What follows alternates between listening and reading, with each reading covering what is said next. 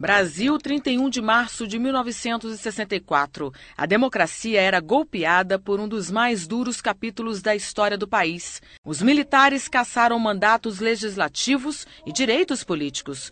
Decretaram também a eleição indireta para presidente da República. O Marechal Humberto de Alencar Castelo Branco foi eleito para o lugar de João Goulart, deposto pelo golpe. Além disso, o mais repressor dos atos, o AI-5, fechou o Congresso Nacional por um ano e suspendeu várias garantias constitucionais. Os militares, durante esse período, eles manejaram muitas regras para controlar esse ambiente. Por exemplo, a extinção do habeas corpus, isso não foi alguma coisa imposta sem um respaldo legal. Houve o ato institucional número 5 que respaldou essa ação militar. Então, isso é interessante de destacar, que é uma ditadura que tentava se revestir de aspectos legais. Em meio às restrições da ditadura militar, uma abertura. As eleições diretas foram mantidas durante os 21 anos do regime para quase todos os cargos, como, por exemplo, para senadores, deputados e prefeitos. Uma liberdade controlada, com mudanças na lei. Durante o período militar, foram realizadas 6 eleições indiretas para presidente. Dos 6 pleitos para governador, 2 foram de forma direta, em 1965 e em 1982. Para senador e deputado federal, foram 5 eleições diretas, em 66, 70, 74, 78 e 82.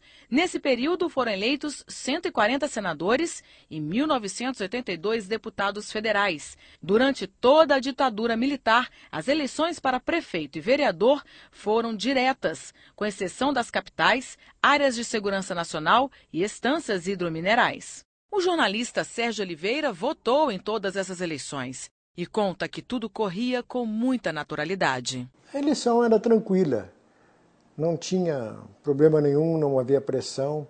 E como as eleições sempre foram realizadas quase como uma festa, mesmo o regime militar não tirou isso.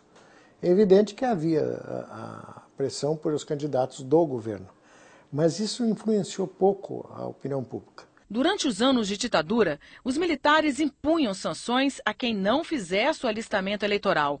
Essa medida era parte de uma estratégia para ampliar o eleitorado como tentativa de fortalecer a legitimidade do regime.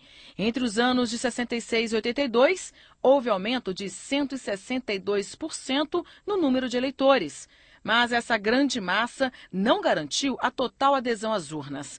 Nesse período, houve recorde de abstenções, 23%. Essa abstenção, na minha opinião, pode ser entendida como um protesto do eleitor na época que considerava que aquele voto não tinha muita validade. O cenário político também foi afetado pela ditadura. Os militares acabaram com o pluripartidarismo e permitiram a existência de apenas 2 partidos. A Arena, Aliança Renovadora Nacional, que apoiava o regime, e o MDB, Movimento Democrático Brasileiro, que recebeu os políticos dos partidos liberais e de esquerda, que ficaram proibidos de atuar. Em 66, a Arena conseguiu eleger 19 dos 22 governadores, além dos 4 biônicos, que eram indicados pelo presidente da República, mostrando assim toda a força do regime. Em 74, a situação mudou e o MDB, já com mais apoio popular, conseguiu eleger a maioria dos senadores. Os militares viram nisso uma ameaça e, em 77, instituíram os senadores biônicos, também indicados pelo presidente. Eram senadores que vinham por meio de indicações e votações indiretas. E esses senadores biônicos, eles eram pessoas ligadas ao governo federal e, com isso, equilibravam as forças e garantiam a maioria dentro do Congresso Nacional. O enfraquecimento do regime militar ficou mais claro em 79, quando foi extinto o bipartidarismo. O MDB e a Arena deixaram de existir e surgiram novos partidos políticos. PDS, que vem substituindo a Arena. O MDB se transforma em PMDB, botou o partido, a palavra P na frente. E aí surgem outros partidos. E aí vem o chamado início da redemocratização. A lei da anistia, e isso é muito importante nós destacarmos, ela veio pacificar os ânimos, ela veio reabrir a democracia.